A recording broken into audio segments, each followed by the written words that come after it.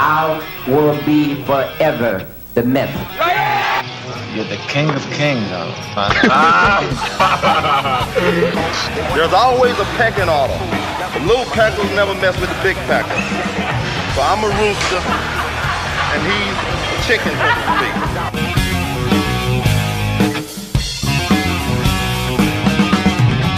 All right, welcome back to the Bodybuilding Legend Show, and my special guest this week is Mr. Shawn Ray, and we've had Shawn on the show several times before to talk about his career and to talk about the history of bodybuilding, as we always do. But today we're going to do something a little different. We're going to talk about current events, the upcoming Mr. Olympia taking place on September 12th through 15th weekend, and it's only 8 weeks away, so we got Shawn himself to talk about the show. How you doing, Shawn? I'm good, John. What's happening? I'm out here. It's summertime, California, and I'm actually home and I'm not on the road, so I'm good. All right. That's unusual for you, huh? Yeah, but it's starting to heat up. I mean, this is a very busy run between now and, of course, the Mr. Olympia and the things that come after it. You know, the NPC's expanded to the NPC worldwide, and, of course, Tyler Mannion was appointed the new vice chairman of the NPC, and Robin Chang is leading the way with the expansion of the NPC. Rapidly, like within 2 years, the NPC is everywhere from Taiwan to frickin' Nepal, India, China. NPC, it's taken off, which has opened more doors for me because as a host and a master of ceremonies, I just got back from China July 1st, hosting the Amateur Olympia there. I'll be headed over to Chile, Santiago, Chile, August 10th and 11th for Black Skull, and then I'll wind up over in Italy, and I'm headed over to Switzerland. So the NPC worldwide is doing good. And this is all while I'm ramping up for the huge Olympia weekend, Joe Weider's 55th. And then, of course, I have the third annual Shawn Ray Hawaiian Classic, November 23rd in Honolulu, Hawaii. So I'm in the gym doing what I need to do so I can manage these trips and raise these kids. Yeah. This is your third annual already, Shawn Ray Classic? We're on the third annual in Honolulu, Hawaii's biggest event of the year. And, of course, this past March, I did my very first Shawn Ray Maui Classic with my partner, Alan Ichinose, who's also a former and retired IFBB pro bodybuilder from Hawaii. I remember him, yeah. Yeah, but when I met Alan, I worked for him in 1994 when O.J. Simpson was running up the 5 freeway in the white Bronco. I was out there guest posing. For Alan. That was the year I got second in the Olympia. So we reunited. He's a gym owner out there at Kakako Fitness. He has the Ikaika competition that he just had a week ago out in July. And now he's got another show, Maui Ikaika, in October. And he's my partner for the month of March. So we're doing big things out in Hawaii, and we're moving and shaking. Who you got guest posing this year in November?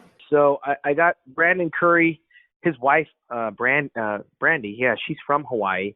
They were headed home. They were headed home for Thanksgiving, which is the following weekend. They got like an army of kids, 4 kids or something. But he's coming out there, and of course I got Chris Cormier and the Hall of Famer Rich Gaspari, who's coming out there. He'll have a newborn by then. He's going to be a dad at 55. I heard about that. Yeah. Yeah. I think the baby's due this month or early August. He'll be out there. Of course, his Gaspari Nutrition does very well in Hawaii with the military. And the Maryland Muscle Machine, Kevin Levrone, is coming out there along with his Levrone Signature Series product line. So we're going to have a nice lineup of pros in the house representing at my show, which is at the Hilton Hawaiian Village.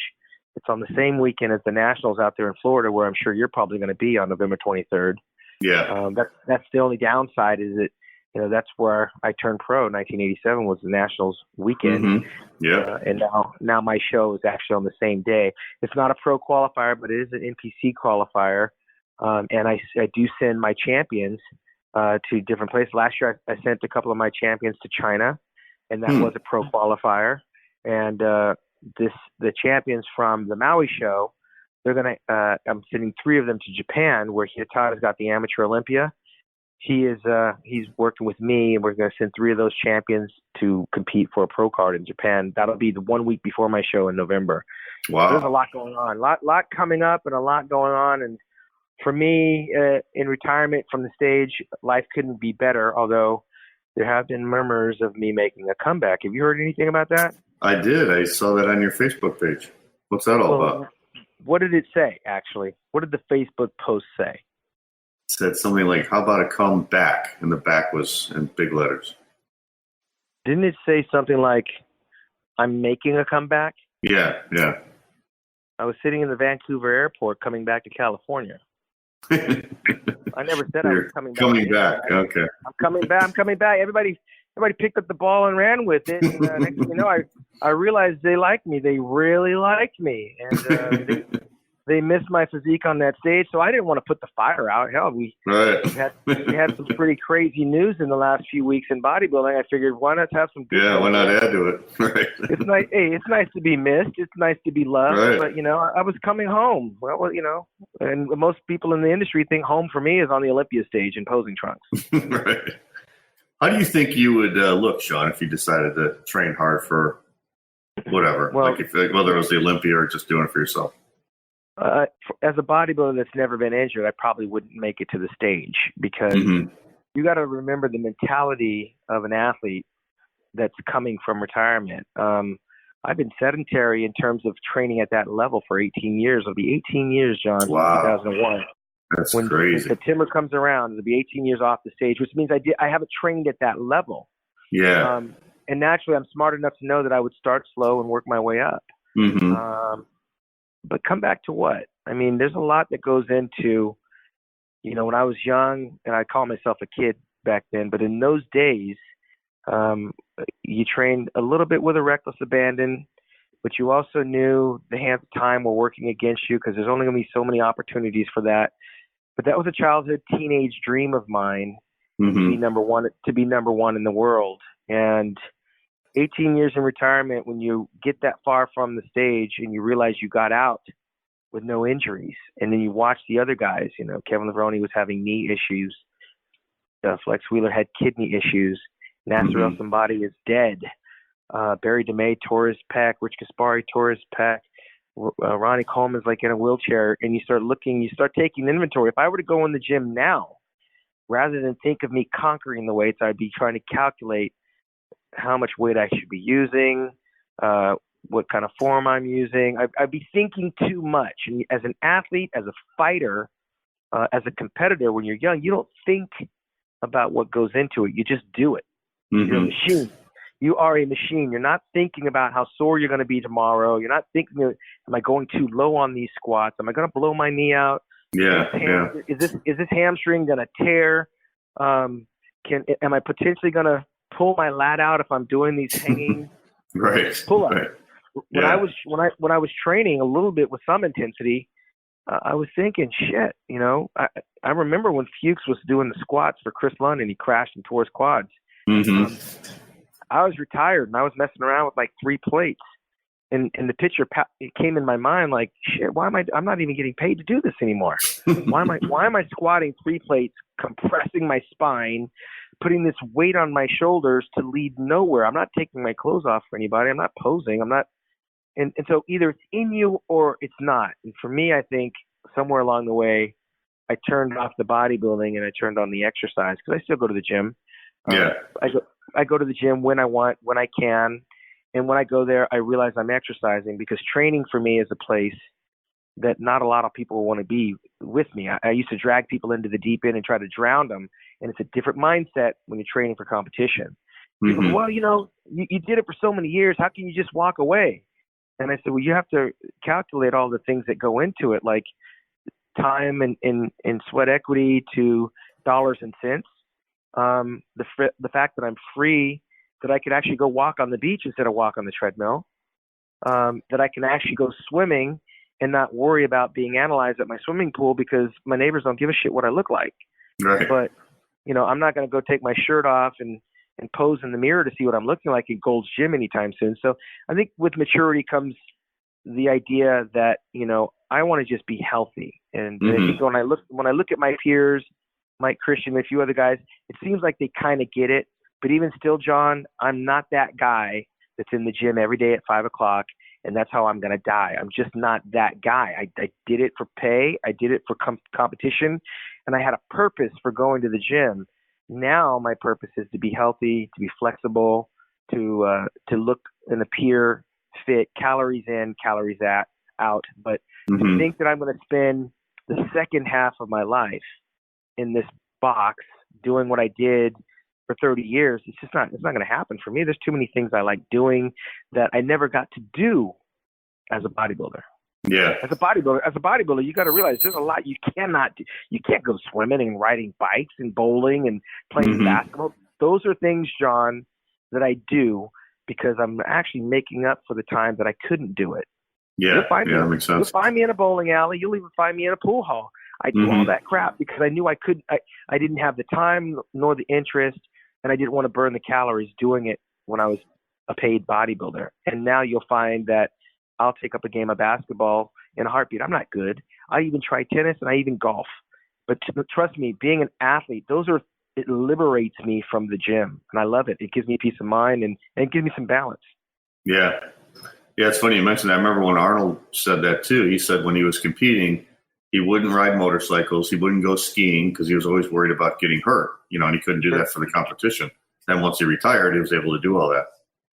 Yeah, and people have to understand that there is a second act. Like, look, even playing football, look, Tom Brady's going to retire at some point. I doubt in 10 years we're going to hear rumors that Tom Brady's going to come back because he can still throw the ball 50 yards, right? Like, come back to what? Once you've done it all, there's really nothing to come back to. The competition, the quality, there's peaks and valleys. There's, sometimes like in boxing when Mike Tyson, let's go back to Muhammad Ali. When Muhammad Ali kind of went out on his chair when Larry Holmes beat the hell out of him. Yeah. We had the Larry Holmes era, which it wasn't very exciting, right? And then after Larry Holmes, Mike Tyson beat him up for Muhammad Ali. We got excited about Mike Tyson for a good, it was a good run. He had a run from like 86 to 90, right? 4 or 5 years. And then after him, it was Evander Holyfield, and it was so-so. And then it was Lennox Lewis.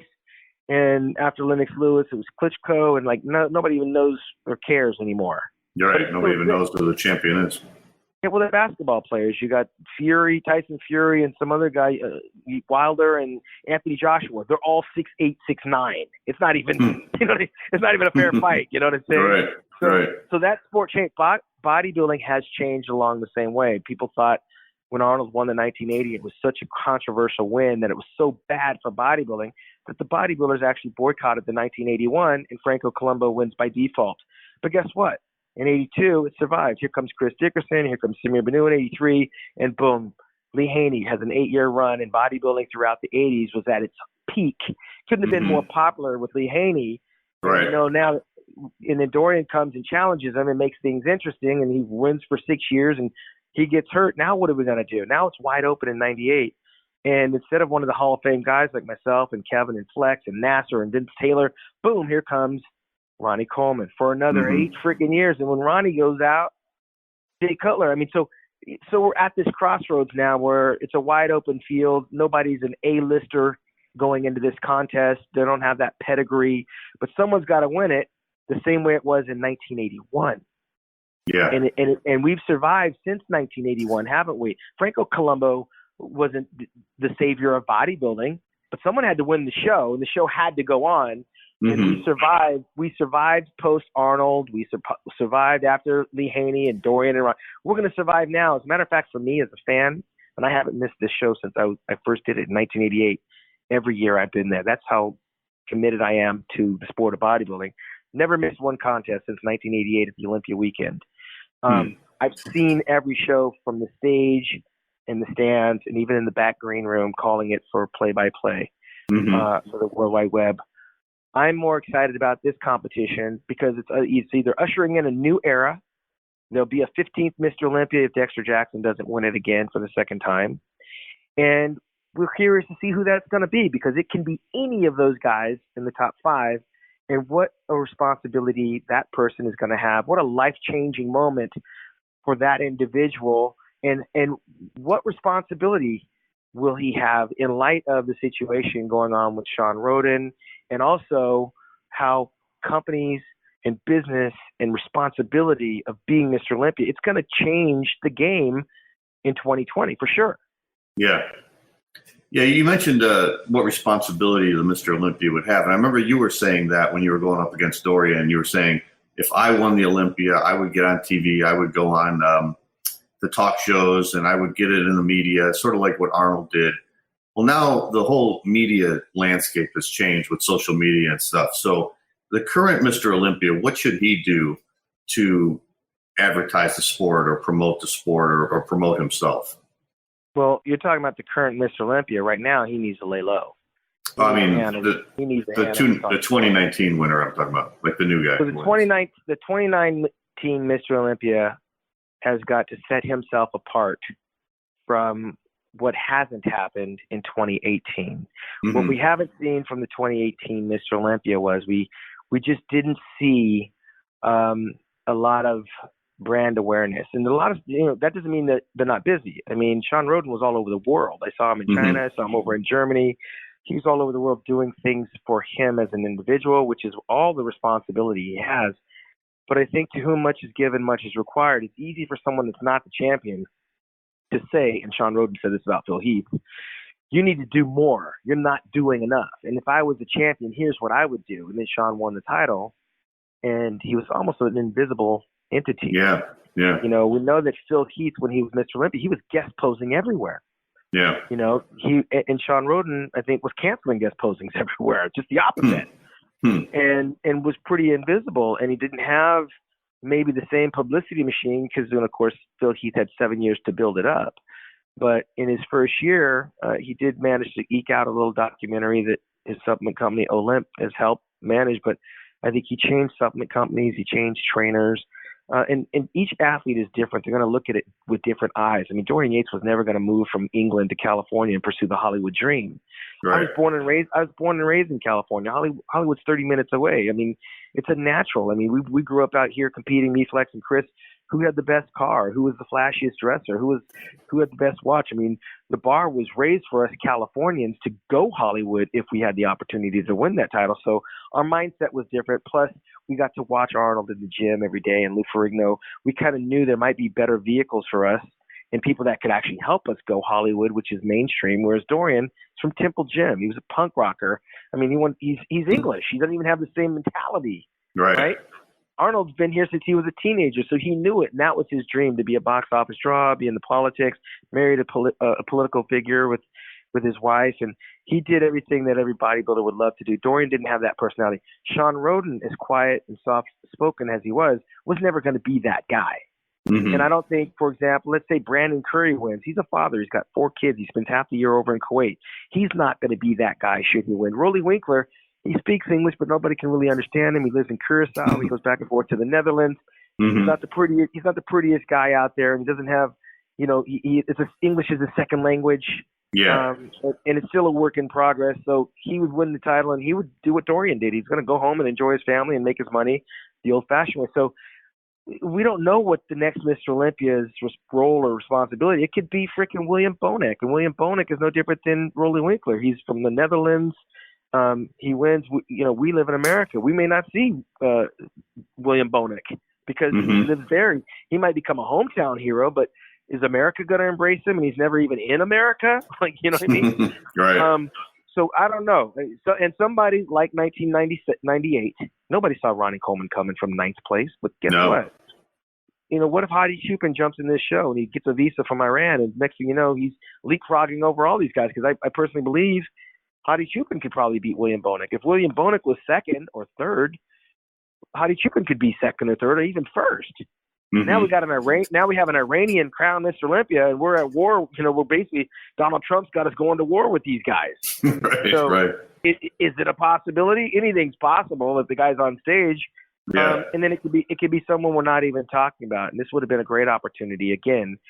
Kai Green made his announcement early in the year, or Phil Heath made his announcement early in the year, that these opportunities would have opened. As unfortunate as they are, I trained every year thinking and believing I was going to be Mr. Olympia if I was prepared. I wasn't going to beat Dorian. I wasn't going to beat Flex or Chris. I wanted to be prepared. If the opportunity came, opportunity means preparation. Boom, I'm standing there strong. In 1994, that opportunity almost came.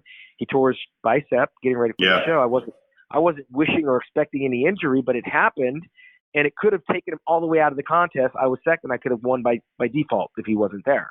Yeah. He was there, and I made it a very controversial victory for him, but nonetheless, I had to come prepared. So if the right guy shows up at the right time and is prepared, all the people we're talking about that we know are in this show could become irrelevant, and this back of the pack guy that was a bottom feeder could win, which was Ronnie Coleman, which was Jay Cutler in his first Olympia. Jay was like 12th or 14th and moved up 15th, from 9th. I think.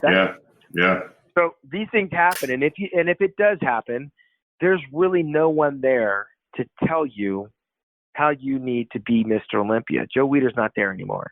It's not the role of the IFBB Pro League president, Jim Mannion, to tell. But I do think that on some level, it would be great if there was a place or a mentorship that could be an honorary role or even a monetized role through the Federation and AMI and cooperation, where these guys, kind of like when you watch America's Got Talent, not America's Got Talent, what's the other one? American Idol. They bring these celebrity singers in to judge the next generation.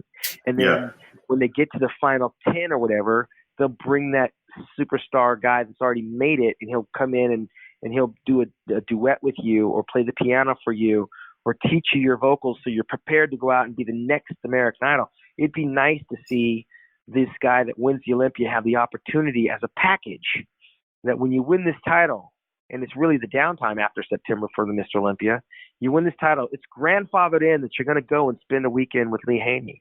You're going to spend a weekend with Jay Cutler. You're going to spend a weekend with Dorian Yates. And you're going to find out what it's like to be Mr. Olympia and Ronnie Coleman and pick their brain, have them mentor you. And then we're going to send you out into the world in 2020 for you to be presidential, to be that representative. It's not in existence. There's no cooperation with the other Mr. Olympias. They're retired. They have no obligation.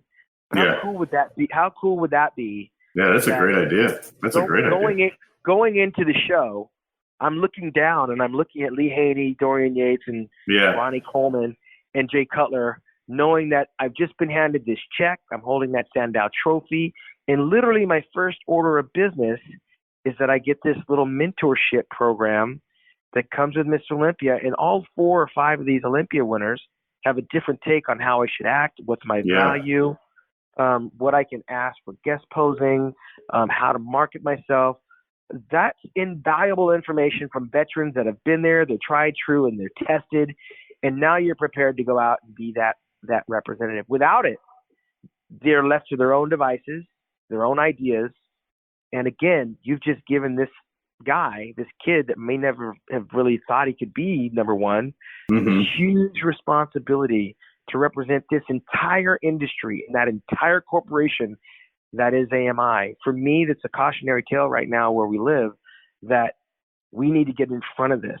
These guys can't be left to their own devices. You know that if I'm right now coming out as the number 1 draft choice in the NBA or the NFL, that they're going to have their veterans school and educate me on how to act, where to spend my money, how to invest my money. They're going to teach me about curfew. They're going to tell me I'm going to be taught the protocol of being an NBA player or an NFL player. That happens right now for everyone. And then the athlete, when they screw up, it's on them. But they get that tutelage, they get that mentorship from veterans. They held Magic Johnson after he retired from the Lakers. They held him as the guy to do the recruiting. And so when you were the number 1 guy and you came to watch the Lakers, you're going to deal with Magic Johnson. He was the face of the Lakers. Well, it would be nice if we move into this place. When I win the Mr. Olympia, I'm on a jet plane to Florida or New York, and I'm in the headquarters of AMI because it's their contest that I'm winning, and I'm getting this dictation over the weekend. What's expected of me for the calendar year 2020? Here's what we want to do with you as a product, as our face of our sport. Here's what our plans are for you so you know what's coming this year. We expect you not to walk around at these appearances that you go to wearing sweats. You're Mr. Olympia. You dress like Mr. Olympia. You represent us. You wear a suit and tie. We expect you when a promoter brings you to a show and they fly you in and they put you up, we expect you to be there at the prejudging to support the amateurs coming up. We expect you to speak at the microphone before or after you do your guest appearance. We expect you to acknowledge the role of this, acknowledge us. You're part of a bigger picture. You're not just out there with our $400,000 check in your bank representing you. You're representing us. And that's not happening. And that conversation does need to take place. Yeah, that's a great idea. I never thought about that, but that is a great idea. It's amazing that we've got this far without it. Yeah. But look, Yeah. but look, change comes hard and it comes swift. In light of our current situation going on in bodybuilding, this is something that should be mandated. Like mandatorily, we got to get ahead of this and make sure that the next champion is prepared and has our support and has our mentorship and wisdom, so he doesn't get into certain situations. Right now, it's a bad case that we're looking at, but it could be another situation down the road. Yeah. Do you think AMI made the right decision with Sean Roden not allowing him to? Yeah. Yeah, absolutely. Listen, let's change the job description. Let's say he's a 7th grade school teacher, and your daughter, who's be about 13 or 12 or 13, and he's teaching I don't know, economics or science, and your daughter comes home and says, "Hey, Dad, my science teacher's charged with rape. There's a warrant out for his arrest. You read it on the news. Turn on here. Look at TMZ. Look what they're saying." Do you send your daughter to that class on Monday? Does the principal allow him to come to work? Yeah, no way. Yeah, it's like, look, you got to handle your business. I'm not saying you're guilty, but you're suspended until you finish what you have to do, because I think that's probably more important than you in here trying to teach these 7th graders with this type of a distraction and try to explain away your case and maybe talk yourself into a hole. You're better off handling your business. AMI, the airlines, the police department, the school district, the liquor store would put you on suspension. And if we're talking about sports, listen, Adrian Peterson spanked his child. He used like a switch or a Hot Wheel track or whatever, the same thing I used to get my ass beat by. And his child had marks on his body. His child.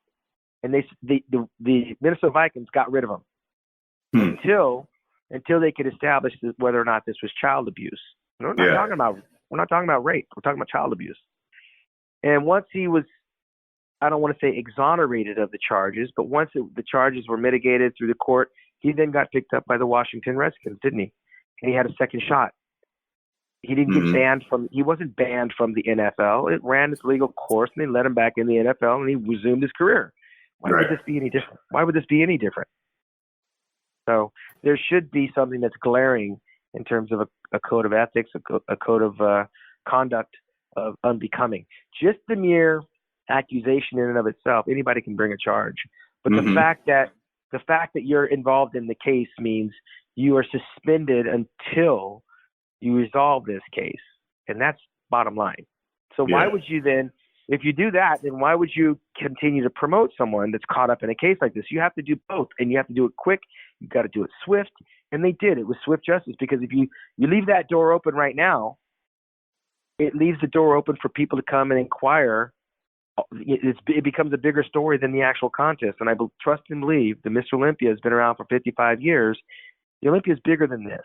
So we don't want this story to take on a life of its own and become the focal point where there's collateral damage to the good people that actually are doing the business of bodybuilding. You wouldn't want that distraction. Right. Do you think if Sean is found innocent, he has a career after this? Well, he's 44 years old. Do you think if he won the Mr. Olympia this year that he'd be back next year? Probably, unless he had a plan B and then he only wanted to win it twice. But I imagine that if he won it for the second time, it validates his existence, his greatness in the sport, and he may want to go after number 3 because these young guys can't catch him. So if he's healthy and there's nothing wrong with him, look at how old is Dexter Jackson? He won it in 2008. He could have sailed off into the sunset. Yeah, right. Here we are 11 years later at 50 years old, and he's still doing it. Sean's 44. Right. So Sean doesn't show any signs of aging, and he's beating a 50-year-old Dexter. So he has longevity and he has opportunity. This case right now is too big for him of a distraction, I believe, to be trying to do both simultaneously if he's exonerated. Now, if he's guilty, it answers all questions of what's going to happen next. But if he's exonerated, like Kevin Spacey was, Kevin Spacey was accused of, this. Yeah, I just saw that on the news yesterday. What was the accusation? He was brought in. He was brought in for what? I mean, the kid was 18 years old, and he was texting his girlfriend about being fondled in a public bar by Kevin Spacey, the actor, and he was grabbing his junk, and he was doing all these things, and he had all this text message communication. Brought him up on charges, went out to the universe that Kevin Spacey didn't call him a pedophile, but he was something, a molester, I guess, at that time, right? Mm-hmm. He was molesting the guy, and then they brought it to court 6 months later, after Kevin Spacey's lost everything. He was a lead in some TV show. He had some stage production, and he had a legitimate career. All that shit went away. Yeah, right away. And then suddenly the phone that this kid was using to text his girlfriend disappeared, and the digital data, there were some deleted text messages that they couldn't explain. And then the kid took the fifth, and then the kid missed a couple of court dates, and so they threw the entire case out. Nothing happens. It's a nothing burger. Right. Except Kevin Spacey's got the scarlet letter. Guilty or not, he can go around and tell the entire world, hey, this never happened because I wasn't found not guilty. They threw the case out. Well, if this girl winds up being a no-show or changes her mind, the damage is already done. So the only thing that Sean can do is basically he's got a PhD in this industry. He's got an MBA. Yeah. He's got a doctorate degree in bodybuilding. So you come back and you do what you know the best. If it's put that much of a sour taste in your mouth, now you're exonerated or you're found not guilty, and you sail off into the sunset and you develop another career. I don't know what his interests are. His interests may have just been being the best bodybuilder in the world and dealing with endorsements and shaking hands and kissing babies. That will stop. That's not happening anymore.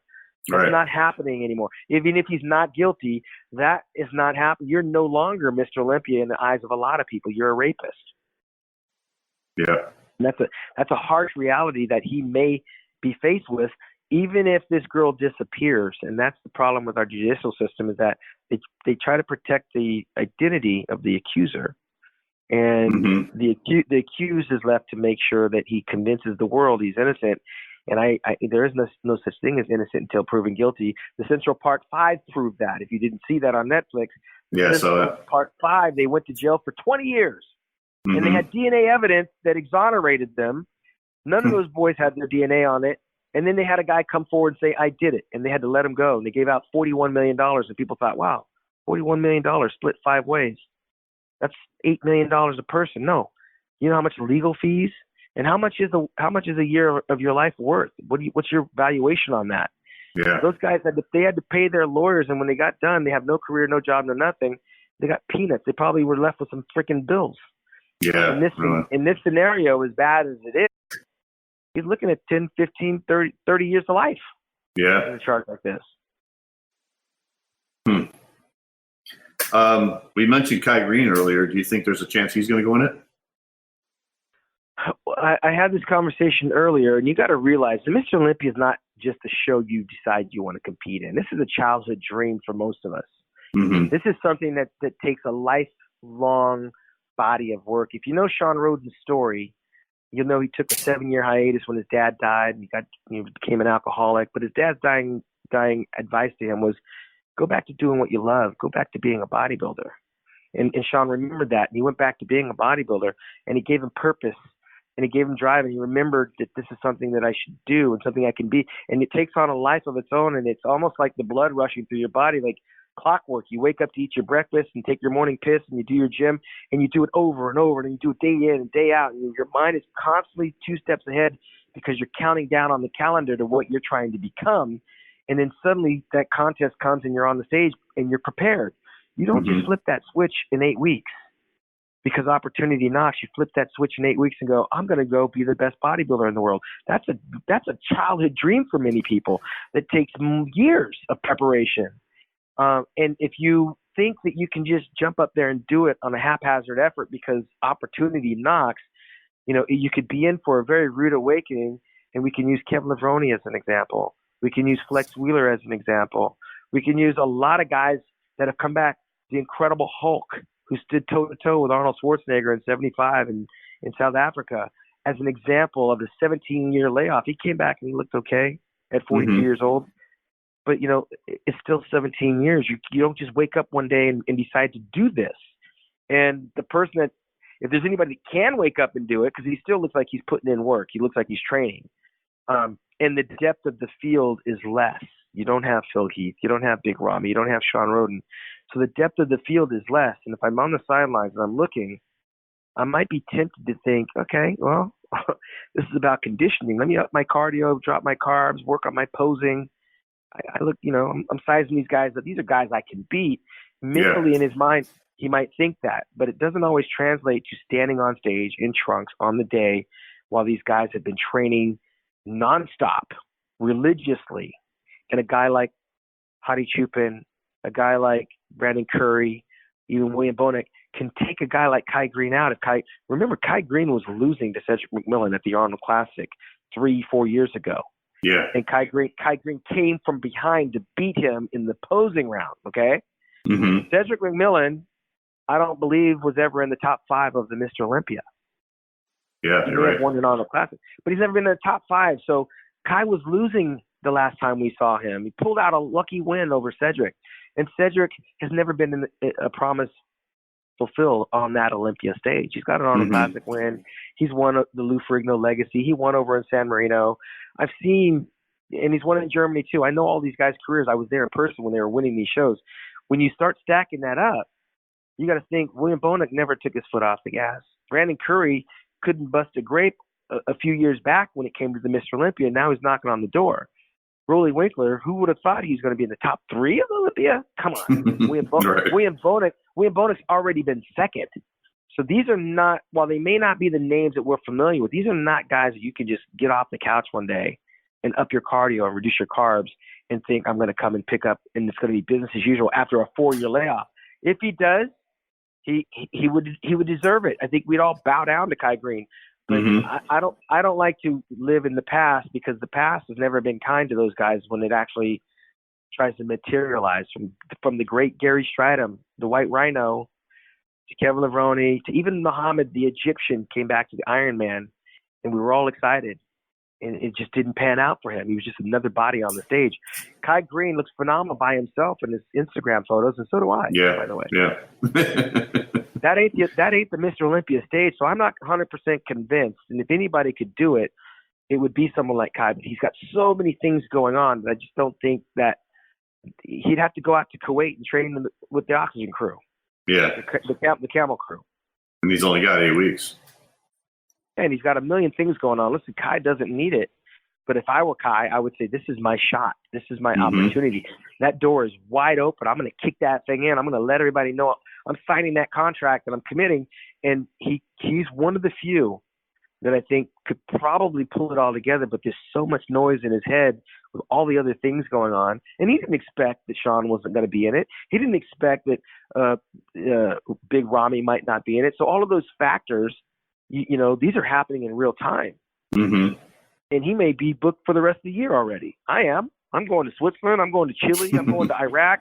I'm all over the place. Right. And so trying to just jump back in. And by the way, it would be a comeback for Kai Green because he's been missing for 4 years from that stage. Wow, it's been 4 years already. It'd be a short comeback, but it would be a comeback nonetheless. And we've got to assume that he's healthy. We also got to assume that he can train Olympia style, which when he got his 3 first runner-ups to Phil Heath, each year was like consecutive. He didn't take a year off. Yeah, he was grinding every year to go up against Phil Heath, who got 7, and Phil never took his foot off the gas. In this scenario, he hasn't been grinding for the past 3 years. I don't know if you ever watched the movie Rocky, but when Rocky actually won the heavyweight title, he started sleeping on silk sheets and bought the mansion and got the Ferrari and got the kids and got the dog and all that. And the next thing you know, Mickey was going nuts. He's like, dude, you're civilized. What the hell's going on? You're about to fight this wrecking machine, man. What the hell's wrong with you, right? And then he flipped the script when he had to fight Drago. He went out there, he's running in the hills, he's running in the snow, he's doing all that. He got back to the serious business, right? I don't know that Kai Green has that when you get civilized. So you're right. I think a lot of people are looking at him like, well, he's 300 pounds. He could just step in and win it anytime he wants. He's just got to diet a little bit. But you're right. I mean, when he was taking second, though he worked consecutive, he was training all year. Bodybuilding was his life. And it's already been, like you said, 4 years since he's done it. So it's, you can't discount that time. He didn't have 5 million followers on Instagram. He wasn't in high demand. And he didn't have other options, shooting little movies and doing his Comic-Con stuff. He looks like he's living the life of his dream right now. And I think the Olympia would make all of that stop. Yeah. and God forbid he came in and he got third or fourth place. I mean, now the shine is washed off, and suddenly he's humanized, and maybe it hurts his popularity. But I tell you what, it'd be a hell of a ride if I heard tomorrow that he signed the contract and Dan Solomon's showing it and waving it around. I guarantee all the other guys would take their training to another level, and I guarantee you that Kai Green would be the man to beat. But now it would be up to him to make that a reality, and that's where injury can loom right over your shoulder because you're trying to do too much in too short of a time. Mm-hmm. We all know the gravity of the Mr. Olympia, and that thing is super huge regarding the responsibility. So I don't know that I would want that at this stage. Kai Green is 44 years old too. Yeah. Even older. And Phil Heath is out, right, Sean? As far as you know. As far as I know, I mean, he just finished a tour over in England. I'm not sure if he's back in the States, but he had a good 1-week tour of England. And how do you train for the Olympia when you're doing it for fans and you're doing remember, he's had surgery the last 2 years in a row. Mm-hmm. And the last 2 years in a row, he wasn't getting better. He was getting worse. And he was the one smart enough to say, hey, I'm not doing anything this year. I'm going to take a year off and let this stomach heal because, 2 years in a row, 2 surgeries, a third one's not going to be good. You still have life after bodybuilding. Mm-hmm. So as appealing as it might be, he may also feel a little bit disenfranchised because if you listen to Phil Heath after he lost the contest, he never admitted that he lost. He felt like he was railroaded. Hmm. He felt like the powers that be were against him from Friday all the way through the contest. And I tried to make it clear to him that the powers that be may have been in front. I was in the back looking at a monitor. And as soon as you guys hit your first shot, I said, you were in trouble. And that you were pretty much playing catch up. And I stayed through that my entire time. So I don't know who the powers that be are, and I wasn't talking to them. They made the final decision, but I agreed with them, like a lot of people did. So let's get back to reality, Phil. Like if you're off, you can expect to get beat by anyone. Forget Sean Roden. I mean, you're not entitled to win number 8 because you got number 7. And number 7, you weren't at your best. And I don't know any Mr. Olympia in their last win being at their best, with the exception of Lee Haney at 31 years old back in 1991. Mm-hmm. So Phil Heath was 38 years old, 39, and Sean caught up to him the same way he caught up to Jay Cutler. Yeah. But it was a bitter pill for him to swallow. He hasn't accepted it to this day. But just because Sean's not in the show doesn't necessarily mean that Phil's stomach is correct. Doesn't mean it's healthy. He's wearing tank tops. He looks every bit Mr. Olympia again in the off season. But he hasn't had a year of championship training, and we know for Phil to look the way he's supposed to, he needs that for a full year, not for a few months. Yeah. And William Bonnick, we mentioned William, or not William Bonnick, Brandon Curry. We mentioned Brandon Curry. He won the Arnold this year, and I think he's looking great. And I think he's got the eye of the tiger. So what do you think his chances are of actually taking the title home? He's my favorite of the best of what's left. Me too. Brandon Curry's beaten all the guys that he's coming up against right now, so that's already said and done. He's beaten everybody up there. But again, Rolly Winkler's beaten everybody up there, and so has William Bonac. Mm-hmm. So everyone's taking turns of beating each one, and we can't go based on what they look like early in the year because I just got back from China with Rolly Winkler, and he looked every bit freaky and 300 pounds and on his way to victory. But I saw Brandon Curry in May posing with all these guys, and he looked like he was way ahead of everyone. Yeah. And there's Dexter Jackson. If you listen to Dexter, he's going to repeat and be Mr. Olympia in 2019. He doesn't care about it. But Dexter's beaten all these guys too, just not recently. Yeah. Just not recently. And there's a reason it hasn't happened recently. I mean, again, he hates it when I say it, but Father Time's undefeated.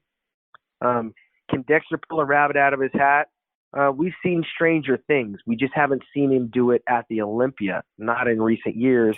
And that's when it counts the most against the same guys. Okay, so these are the same guys that have been beating Dexter for years. But Dexter is a perennial top 5 guy. He was 7th last year. Mm-hmm. By default, without Sean Roden, without Big Ramy, and without Phil Heath, Dexter Jackson moves back up into the top 6. Yeah. Because we don't have 3 new guys coming in that can keep him out of it. Right. Luke Sandow is a guy that got 3rd at the Arnold Classic. He could potentially move into the top 6. Brandon Curry, for all intents and purposes, every year he's gotten better, and he could get rewarded for his improvement. He may not have the best calves, he may not have the best hamstrings, but who does? You know, as big as Rolly Winkler is, his calves aren't all that impressive, especially compared to his arms. William Bonac is like the new Franco Colombo with a lot of muscle. You just can't do much more with it. So we're not going to expect a lot of changes from William Bonac because, first of all, it's his first time coming to the show without his coach, Neil Hill. They had a divorce over the weekend. Yeah, I saw that. Yeah, So what's he going to wind up like training by himself without the advice of somebody that's always been there? And he's got to rely on his own devices or someone else's opinion, and that could be a recipe for disaster. Yeah. So we don't know. William just created an X factor. Either he's going to be really, really good because he's doing it on his own finally, or he's going to suck because somebody came into Tampa with his last minute preparation and he's watery down and he's got all that crap in his head. You heard him. He's pretty emotional. So he could be totally in a whole nother world with this whole trainer divorce that he's had. Yeah. While Brandon is still in Kuwait, keeping his nose to the grindstone, doing what he's always done, and he's going to do what he's always did, and that's continue to get better. So I'm cheering for a guy like that because I think improvements deserve reward. And if he does come better than he was last year, he's going to be that X factor this year, and he could potentially be the 15th Mr. Olympia. Yeah, I think so too. Do you think the fact that he did the Arnold and won that, and then I was doing the Olympia, because sometimes that hurts people, right, when they do both in 1 year? Right. Well, Dexter Jackson, Vince Taylor, those are a couple of guys that were able to do it. We know that Ronnie Coleman did it in 2001. He won both of those titles. We know that Jay Cutler was having a lot of success. He wasn't winning at the Olympia. He was getting second, but he won 3 consecutive Arnold Classics in the process while he was getting second place. It's not impossible. Flex Wheeler was a promise that wasn't kept at the Olympia, but he has those 4 Arnold Classic titles. So he would peak in March, and he just slightly missed his peak in September. He always missed the Olympia, yeah. It is a very, very tough run. But, Flex was coming home to a family. Brandon's going home to the desert. He's like a soldier at war in the barracks, living out there in the desert. All he can do is eat, sleep, and train. So that focus may play to his favor. Dexter's still in his element. He's training with Charles Glass out here in California. He's been on autopilot. But I got to think that as you get older, your training, it's the style. I told you, the consciousness of your training, it changes. And if you're not doing those things that made you what you are, and you get into this maintenance mode, those changes are going to be hard to come by. So if Dexter comes in looking like Dexter, it's not enough. It's not enough. It's got to be more than just that. So he can go to Tampa Bay, theoretically, August the 1st and win the Tampa Pro put on by Wings of Strength with Tim Gardner, but because he's competing against a weaker lineup. But the Olympia lineup, he's still got to beat 5 guys.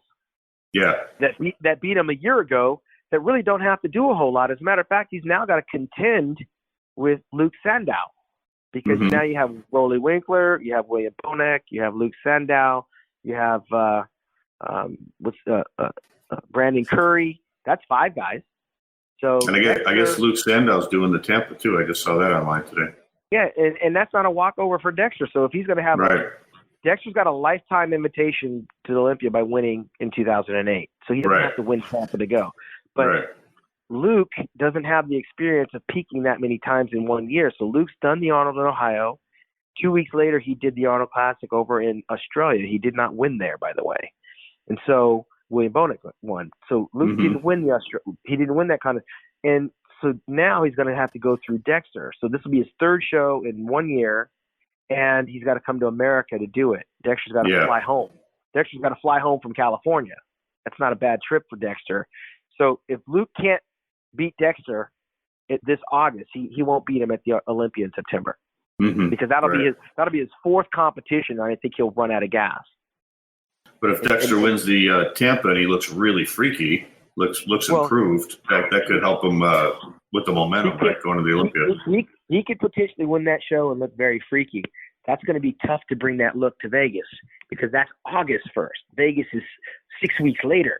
Yeah. And to try to bring that freakiness to Las Vegas, you're going to have to hold back in August. You can't shoot your wad. Right. If he shoots his load in August, he won't have nothing left for September. So on some level, he might actually look younger and bigger and fuller in August and Luke Sandow would have to come in peeled. And Luke had some stomach issues there at the Arnold Classic in March. And I noticed that in between, he couldn't control his midsection. He was breathing in his stomach instead of breathing with his chest. Some minor nuances, and that's something where Dexter doesn't relax, and this guy could get exposed. Yeah. And what about my favorite, Cedric McMillan? You think he's got any shot, or you think his career is pretty much winding down? Yeah, I mean, we haven't talked about Cedric and the Olympia. He's not qualified for the Mr. Olympia by way of victories in 2018, but he is qualified by points. He does have enough points to get in. Okay. I don't believe he's turned in his agreement to compete yet, and he's been way off the radar. And the Mr. Olympia has never really been kind to him. It was kind to him one year. I believe he was 6th place, but one year he was training, got sick. He didn't even compete in the competition. I remember that. They over-dehydrated him, and he wound up in the hospital. You can thank Aceto, stuttering Chris Aceto, for that. And so he missed the Olympia. And then he was battling it out with Dallas McCarver, Josh Lenarkowitz, somewhere around the 8th or the 9th place positions in the Olympia. He would run out of gas from March because he's doing the Arnold. And the Olympia, you just couldn't really count on him. And I've always had him as a perennial winner if he ever nailed it. But every year he's getting older. Every year he's getting older. The Olympia is getting harder. And so I don't have a lot of faith left in what Cedric might bring to the Olympia stage. Even though we haven't heard anything from him, it doesn't always mean he's doing the business of bodybuilding. But if he's in that show, he's in the conversation for the top 8. This year, he could be in the conversation with the top 6 based on the absence of 3 individuals. Yeah, right. You think he could have won it based on his potential? Absolutely. So does Lee Haney. Yeah. Yeah, to me, he looks like a bigger version of Lee Haney. Or he could have been. Yeah, I think that what he has to do is dry up, and he can't do that. Yeah.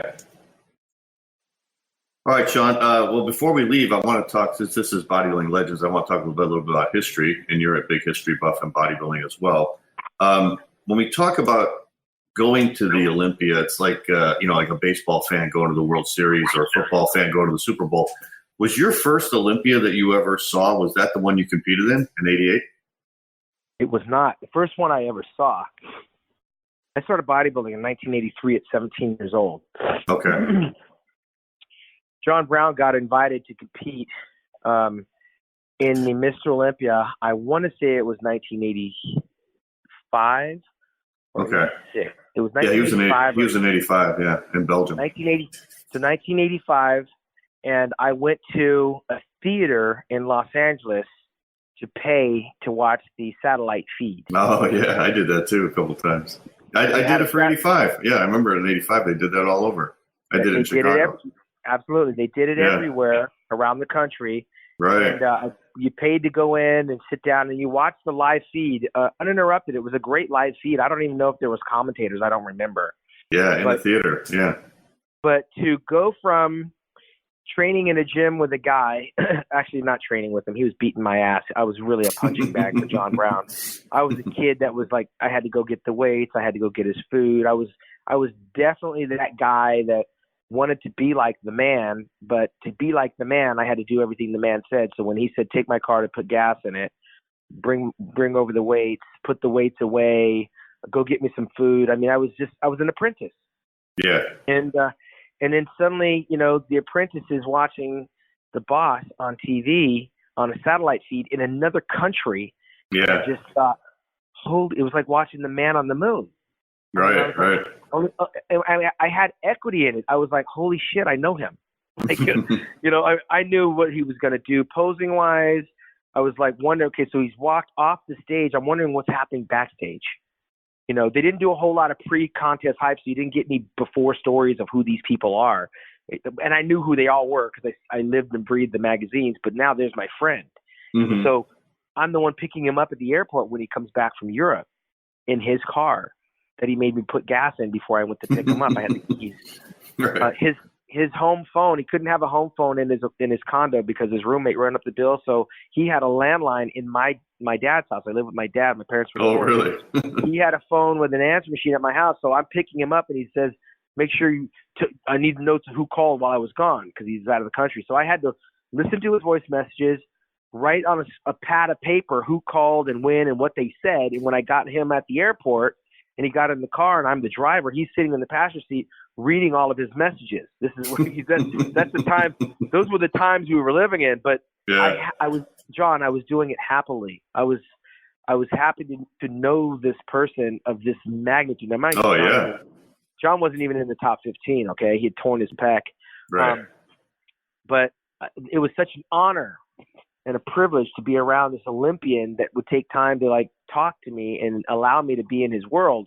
That made me get a sniff, a taste of what celebrity and hard work and stardom can do for a person. Because mind you, John Brown, I follow him around. And we'd go to these El Torito or El Paso Cantina or different places, and the Rams football players were there from Anaheim, Eric Dickerson, and even Marcus Allen, because the Raiders were in town. He knew all the football players, and I'm there. Football was my guy. That's cool. I mean, I look like his little brother, right? Because I'm the guy I'm quiet, I'm shy, and I'm really, really young. But those guys were like, the Porsches are parked out front, and John's got his Jerry curl and his big overblown jacket, and he's Universe, and I'm hanging with him, and all I could think of one day was being like that, Mm-hmm. So that first Olympia experience for me was something that I soaked it up like a kid staring at the man landing on the moon. One small step for man, one great leap for mankind. When I got to the Mr. Olympia 3 years later for myself, and the roles were switched because John was pretty much done, and now it's my turn. I was like him. I was a pace car on the racetrack, but I was in the Mr. Olympia. I was I turned 22 the day after the Mr. Olympia competition. Yeah. And I stood there in Los Angeles at the Universal Amphitheater. I felt like I was getting my diploma when you walk across the stage when they said, "And from the United States, Shawn Ray." I was like, holy shit, I'm here. I mean, I'm like, dude, I was done. I was, I wasn't ready for the show. I guest posed all year. I ate like shit. I knew I wasn't prepared. The muscles weren't popping.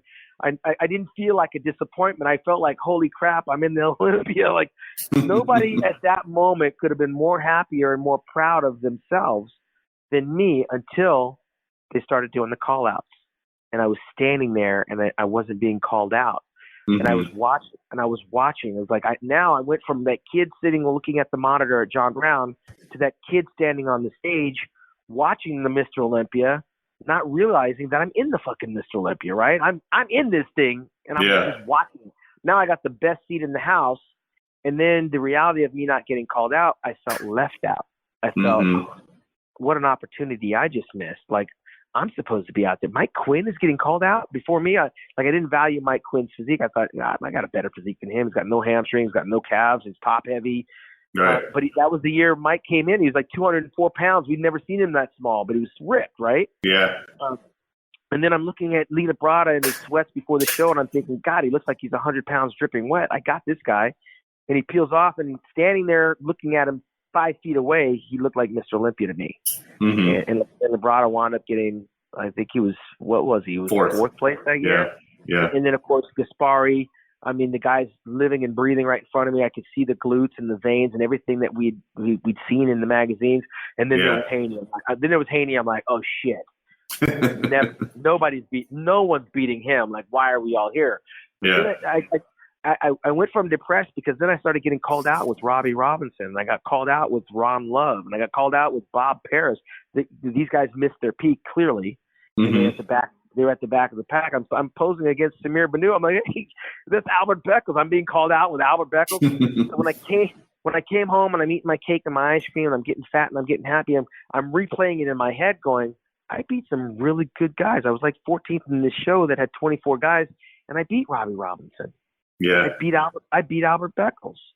I beat Peter Hensel. I beat freaking what's his name, Rolf Mueller from Gladiator. I started feeling like I'm off, and I beat those guys, and I held them in high esteem. I said, when I come back and I'm ready, it's going to be on and cracking. And of course, I didn't compete in '89 because Wayne DeMilia suspended me for not competing in the Arnold Classic when I got hurt.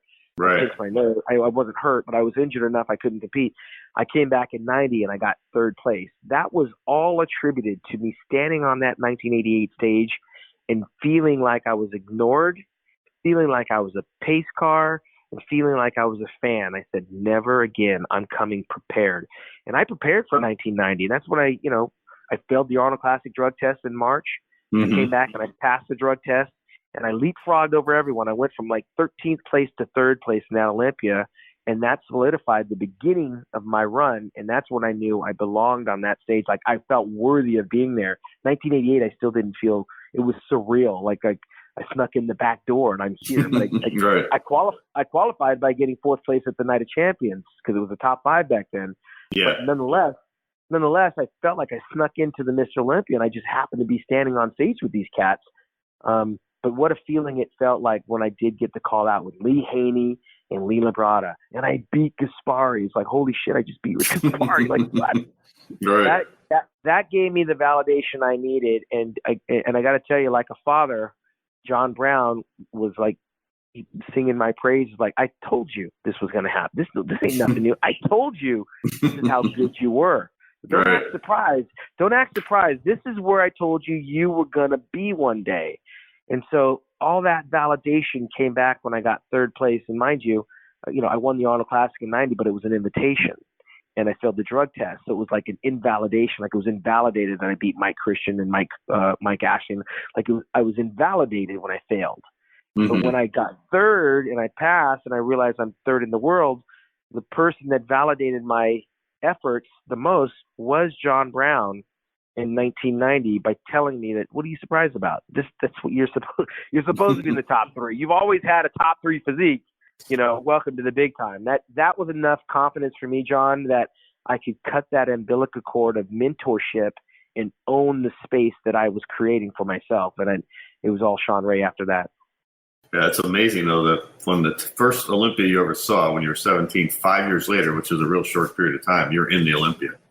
That's incredible. Actually, no, I didn't see the first Olympia in 1983. I saw it in 1985.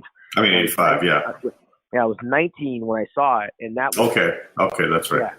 So I was 19 when I saw that, and my birthday was on September the 9th. The Olympia was. So 3 years later. 3 years later, you're in the Olympia. That's unbelievable. Yeah, 3 years later. That was, and I listened to the Sean Roden story that he put out there, and I think a lot of the guys that have excelled have very similar stories of, like, even Dorian said this, like, can I, like, is it possible? Like, should it be me? And then Dorian says, like, why? Well, hell, it's got to be someone. Why not me? Right. No one's training harder than me. No one's working harder than me. And I had that same mentality. I may never have become Mr. Olympia, which is very subjective, but I sustained a 13-year run on that Olympia stage because I was watching and fantasizing myself being there before I ever got there. And when you mentioned that I'm a historian, I became a historian because I wanted to know everything about the sport that I fell in love with. I wanted to know everything about the winners that had won it prior to my arrival. I wanted to know and learn from Joe Weider, who signed me to a contract, and his brother Ben. They founded bodybuilding. I wanted to know about these photographers, Chris Lund, Bill Dobbins, the guy John Balick, all these photographers that were doing the business. I wanted to learn about that, and as a result, I've got a huge library of work from different photographers, from Irv Gelb to Mitsuru Okabe. These are the guys that put the pictures. Ralph DeHaan, they put the pictures out there for the world to see. And without them, there's no Shawn Ray. Yeah. So a lot of bodybuilders just haphazardly go, oh, I don't want to do a photo shoot today. I'm on low carb. And then they wake up and there's no pictures of their youth. Yeah. Mine's documented because Joe Weider said early in my career, the only way people are going to know you're here is if you document it. And it's stuck in my head. So when Chris Lund said, "Hey, Chris canceled on me. Can you make it today?" I'm on my way. I'd rather train in front of a camera than train by myself. Right. At least it's documented. Yeah. I wound up getting a ton of work because it created my popularity. So it is really interesting to be able to live the dream. And of course, there's a lot of great bodybuilders that were denied the goal and the dream of being Mr. Olympia. But there's so much more that goes into the preparation, that goes into the actual ceremony and the crowning of Mr. Olympia, to the post aspect of the Olympia. If you knew what the post aspect of the Olympia is, it is so much more than the hangover and the letdown that the contest blues come. People, they compete and they realize, what do I do with myself? Right? The contest is over. I don't have anything to do. I used to train twice a day and diet and count down. The show's over. I don't even know what to do with my time. Well, for me, I would calculate and start planning my post-Olympia appearance and start going around the world. And I had lined up a lot because I'd be in my best shape. I would line up my seminars, I'd line up my appearances, and I would take it all the way through the new year and shut it down in January so I could start getting back to the weights and get back to the business. But I was all over the place, and they were rolling out the red carpet, and I was staying in nice hotels, and I was being wined and dined, and it was the perks that I had learned from John Brown about being a celebrity of how to market myself and then how to ride the crest of the media machine that I'd made for myself to feel like a VIP. I didn't need the Sandow Trophy for someone out there in the world to want to fly me in, put me up, feed me, let me talk about bodybuilding or pose, and then give me money to come home. I mean, come on, are you kidding me? You're gonna pay for all of my travel. You're gonna pay for my hotel and feed me. You're gonna take me to some nice restaurants, and I'm gonna get a killer workout, and I can get a massage, and I can stay in this nice hotel, and you're gonna give me cash on my way out. Let's do it. And when you do that once, you want to do it again. You want to do it again. And I was coming home, and I was like living the life of John Brown. I mean, how crazy if that encounter didn't happen with John in the gym because I kept going back to be a stronger football player. I may have never become a bodybuilder. Yeah. Justin Bieber, without YouTube, we never would have heard of Justin Bieber, for example. And my kids grew up watching him, and he's done very well for himself. But those little happenstance in those little sound bites that happen in your life, they could take you places you never thought about going. Yeah, it's amazing. Speaking of the Olympia, Sean, which do you think was the most exciting Mr. Olympia, or the top three Mr. Olympias that were the most exciting in the history of the sport, whether you saw them or not?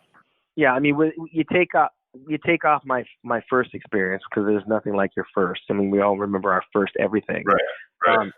Going into the 1991 Mr. Olympia, I was interested in Mr. Olympias before I arrived, but I didn't have any vested interest. Like, I didn't give a crap who won. You know, like Arnold was done in 1980, and it was just a folklore and tale from other people's perspective of what really went down in Australia. But for me as a participant, in 1991, you have to frame it up. I won the Arnold Classic in 1991. Lee Haney was coming off of the drug-tested Mr. Olympia, where he looked his absolute worst after winning 7 of those titles. He looked his absolute worst in Chicago. I win the Arnold Classic in 1991. Dorian Yates just got beat in 1990 by Mohammed bin Aziza. Mohammed bin Aziza is 5'2" and $150, right? He was small, but he took Dorian Yates out. And of course, a lot of people don't realize this. The 1990 Olympia was drug tested, and Dorian Yates was second at the Night of Champions. There's a reason he was not in that Mr. Olympia. Okay, there's a drug test, and from May to September, Dorian Yates would have never passed that drug test. And in fact, Mohammed bin Aziza, who won the Night of Champions, failed the steroid test in Chicago. Did you know that? Yeah, I remember that. Okay, so Mohammed took the gamble, and it backfired on him. Dorian didn't want to take that gamble, so he wanted to wait. And in 1991, there was no steroid test. So I win the Arnold Classic. Lee Haney won his 7th Mr. Olympia in 1990, looking his absolute worst. And now we're all three on a collision course for the 1991 Mr. Olympia being held in Orlando at the the Disney Dolphin Hotel. And so going into that show, I'm thinking I got all the momentum, but here it seemed like 1988 all over again, because winning the Arnold Classic, which was like a blessing and a curse, I bought my first house. I got a raise from Joe Weider because the WBF was trying to throw money around at people. And Joe wanted to lock up his people because he had lost all these athletes, right, in 1990 after the Olympia to the WBF. But Joe gives me a bump in pay. I get my house. I bought a Ferrari that year, and I was busy. And I've got this 91 Olympia bearing down on me, and I'm thinking I can shut it down at the end of July. I was in demand everywhere by getting third in 1990 at the Olympia, then winning the Arnold Classic. I was the next Mr. Olympia on paper. Right. My problem is that I believed I was going to be the next Mr. Olympia. I turned into Rocky after winning the heavyweight title and thought, I'll do what I always did. And I got kind of complacent. I got a big a boost in pay from Weider. I had a nice house. I'm over here looking at tile and marble and furniture, and my eye is not on winning the Olympia in March. Right. I took my foot off the gas because I just killed myself from the 90 Olympia. I should say from the 90 Arnold Classic to the 90 Olympia to the 91 Arnold Classic. I needed a break. I remember Sean Roden just posed in May, and he said he needed to take a break, and he looked like crap, didn't he? Mm-hmm. You got to be careful. You got to be careful where you take your breaks. So I win the Arnold Classic in '91, and guess who probably had their foot on the pedal since the 90 Olympia? Lee Haney. Guess who knew and had it scripted that he was coming to the Mr. Olympia in '91?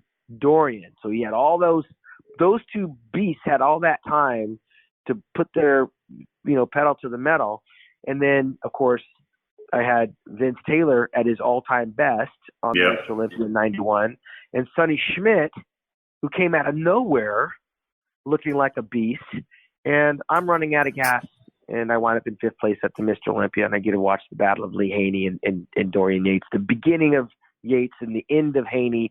'91 was a classic Olympia for me, and by the way, there's no complaints. I was watery. I was mad. I was mad I didn't beat Lee Labrada because that was on my bucket list because I thought I'd beat him in 1990, and damn, he got me again. He was 4th, I was 5th.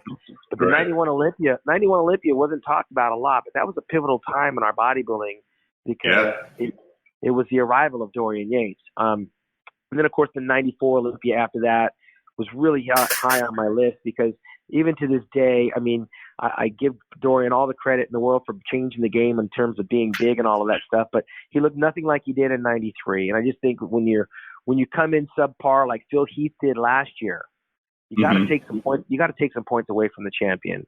Yeah. Dorian showed up. He had this color on his body, and it was running like milk. It was just streaming down. His sweat was taking the color off of his skin, and it was like burnt orange, white, pasty skin underneath it. He was sweating a lot. The stomach was bloated. The bicep was torn. And for all intents and purposes, he did a very good job hiding that one left arm, right? But we all knew it was there. And we knew that the love, we could see the love handles when he stood there. And it really was a game changer for me in '94 because that was a time where they could have gone a different direction. And mind you, it was 1983. That was the last time we saw a bodybuilder about my size and stature in Samir Banu. Yeah. So here, bodybuilding, the look of bodybuilding could have been changed for good. And it went the other way, and I survived. Obviously, it was 1984, and I competed until 2001. The other one, my third and final Olympia had to be 1998 because I was there on stage. I actually got engaged. I proposed after that show. I got 5th place, I believe. 4th place, I believe it was. In 1998. 1998, I was 5th place. I actually was engaged for a brief moment in time. I had a lapse in judgment, and I proposed after the show. I proposed after the show because I felt like there was nothing better to do. I was mad. I was depressed. And there was a girl I was dating, and I thought, well, she stuck through me through all this shit. I'm done with bodybuilding. Let's get married and start a family. It didn't happen. It lasted about a month and a half or 2 months after the Olympia. But '98 was the launching and arrival of Ronnie Coleman. Yeah, that was a great show. And of course, we were competing in Madison Square Garden at the Felt Forum. I mean, New York. Yeah. I mean, for me, that '98 experience, everybody went to New York and landed and thought they were going to leave with the Sandow Trophy. I thought I was going to win. Flex thought he was going to win. Paul Dillette thought we all thought we were going to be Mr. Olympia because it was vacant. Yeah. Nasser thought he was going to. We were all cocksure. And then when Ronnie leapfrogged over everybody, I don't think there was any argument that Ronnie should have won the show, except for the fact that he had bitch tits and he didn't get marked down. But even if you marked him down, Flex Wheeler's hamstrings were really watery that day. Mm-hmm. His glutes were really soft. And we saw Ronnie, things on Ronnie's body that day that we never saw on Ronnie's body in his life. Yeah. And he was really extra dry. Had gyno that was really glaring, which was kind of scary to me, but I didn't think it was going to be enough to take the title off of him. And I just thought Flex was too watery from the back to reward him. Mm-hmm. I wound up in '98 in 5th place. I still was baffled by losing to Kevin Levrone, scratching my head, going, what the hell's going on here? But the contest is for 1st and 2nd. If you know anything about bodybuilding, it's not really about where you place if you're not winning. Yeah, it doesn't really matter. It's about, do they get first place right? Because I'm still a fan, right? Like when I realize I'm not in the top 3 after prejudging, you kind of know that your mind goes, it takes you somewhere else. I was never there. I never had false pretenses. When I knew I wasn't winning, my work was done. I'm going to get my check. I'm going to go on my tour. My monthly checks that I have from my sponsors are going to come on the first of the month, regardless of what happens. And my fans are going to love me regardless. So I could compartmentalize losing a lot better than some of the guys. And yeah, I was very vocal, but I was always vocal about the champion. I didn't care about Flex Wheeler and Chris Cormier and Nasser and Kevin. I didn't have no reason to attack them because I'm looking at number one. And in looking at number one, I'm going to break him down. I'm going to try to find reasons why he shouldn't have won.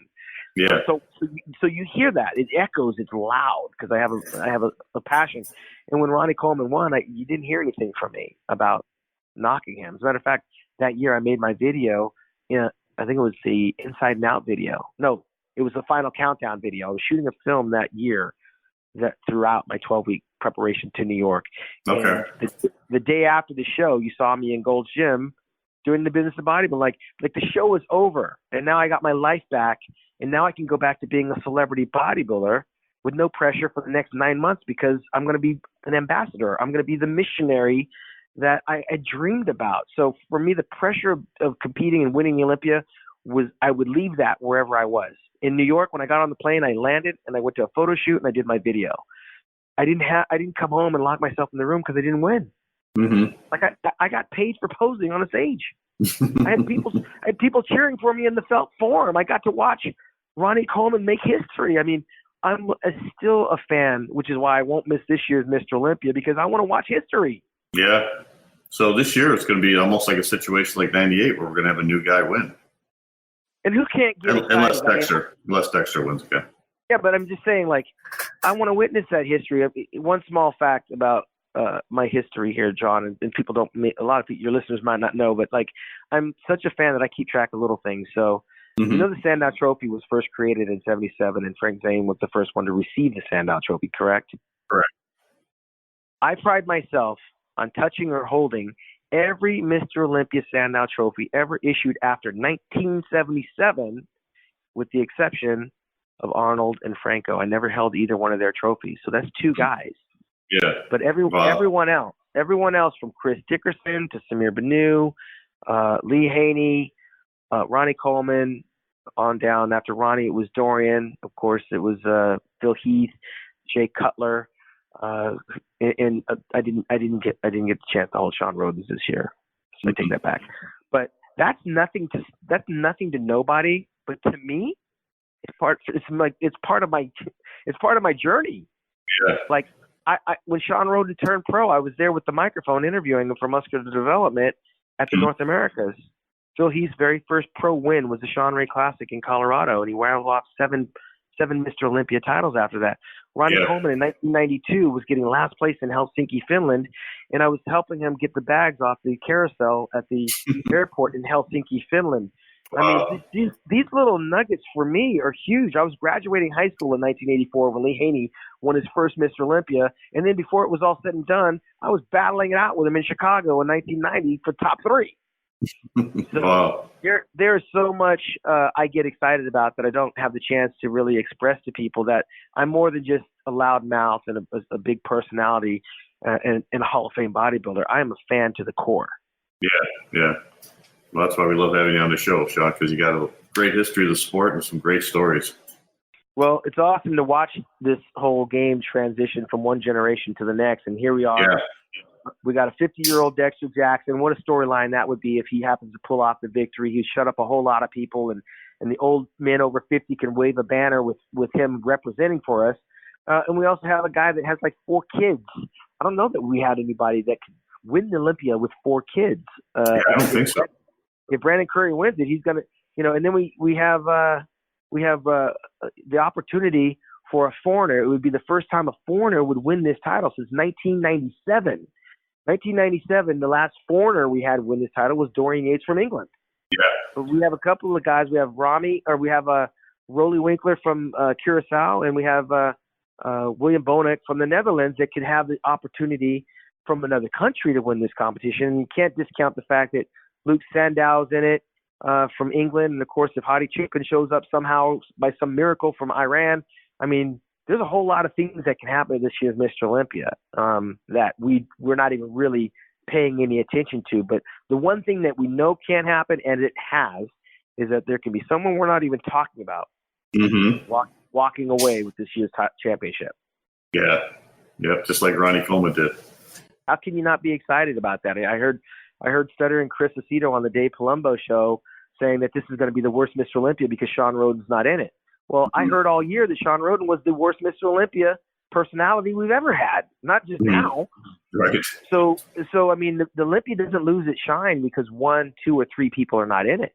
The Mr. Olympia weekend is a lot of things to a lot of people. And if you don't know, there's a battle for an open 212-pound championship. It's wide open. There's no defending champion. A lot of guys that are smaller are paying close attention to that.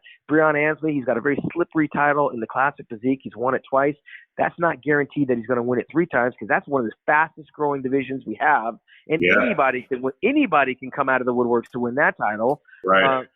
Men's physique, Jeremy Buendia retired after winning 4. I don't think we're going to see another men's physique champion win 4 in a row ever because there's so many people doing it, and that title is going to be changing hands on a consistent basis, I believe, because these guys are really good when you start looking at the depth of that field and the bikini championships. I mean, the fitness and the expo. Come on, man. Are you going to tell me that there are people that come to the Mr. Olympia weekend that don't even watch the Mr. Olympia? So, I mean, there's so much going on. You know, people are working with the supplement companies and some of the new businesses with new products at the expo. Dan Solomon is trying not to be business as usual. He's adding some wrinkles. I mean, they're bringing in new sponsors. Trifecta's on board for 5 years. Wings of Strength is the biggest sponsor in the history of the game. Digital Muscle is doing the live webcast that I'll be a part of. There's a reunion of women bodybuilders taking place, a gathering of former Ms. Olympia champions and all the women. Really? Yeah, it's going to be taking place at the Expo on Saturday. Wings of Strength is bringing that together. Just trying to get all the Ms. Olympia champions, but you know how that is, a reunion. There's always people that always life takes over and some of them don't show up, but the bulk of the women Ms. Olympia champions are going to be there. Wow, that's great. It's never happened, John. I mean, the men's had happened in '94, and I think they happened again in 2010. But for the women, it's never happened. So that'll be a really cool addition to the Olympia Expo weekend. But there's a whole lot of stuff going on that makes this year's Mr. Olympia weekend more exciting than last year. Because look, we were force-fed a repeat Mr. Olympia for years. I mean, you take Dorian Yates, Ronnie Coleman, and Lee Haney. That's 22 years of Mr. Olympia titles. Add 7 more with Phil Heath. Right. What is that? That's add 7 more. That's 29 years. And then you throw in Jay Cutler with 4. We're in 30 plus years between 5 different men. Yeah. So I'm ready for a new champion to see what happens, and I'll be there. Yeah. All right, so tickets are available. They're available www.mrolympia.com. I'll be doing the live webcast. It'll be September 12th through the 15th, so I'll be there too, Sean. So thank you again for coming on the show. I really appreciate this wrap up, or this preview, I should say, of the Olympia, and I'm really looking forward to seeing it too. And thanks again for your input. I know you're busy, so I appreciate you coming on, Sean. Yeah, if you want to find out any more about me, check out SeanRay.fitness. You got it. All right. Thanks, buddy. Take care.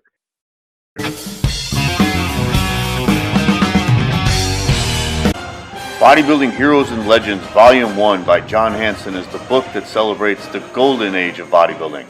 This was the era in which legends such as Arnold Schwarzenegger, Sergio Oliva, Frank Zane, Robbie Robinson, Cal Scalak, and Mike Menser battled it out on stage for the biggest titles in bodybuilding. Read about some of the most exciting competitions that took place in the 1970s, including the Oliva-Schwarzenegger battles, Zane's first Olympia victory, and Scalak's controversial Mr. Olympia appearance, and much more. Filled with inspiring images of some of the greatest bodybuilders in the history of the sport, Bodybuilding Heroes and Legends Volume 1 is now available on Amazon.com, or email John directly at naturalolympia@gmail.com.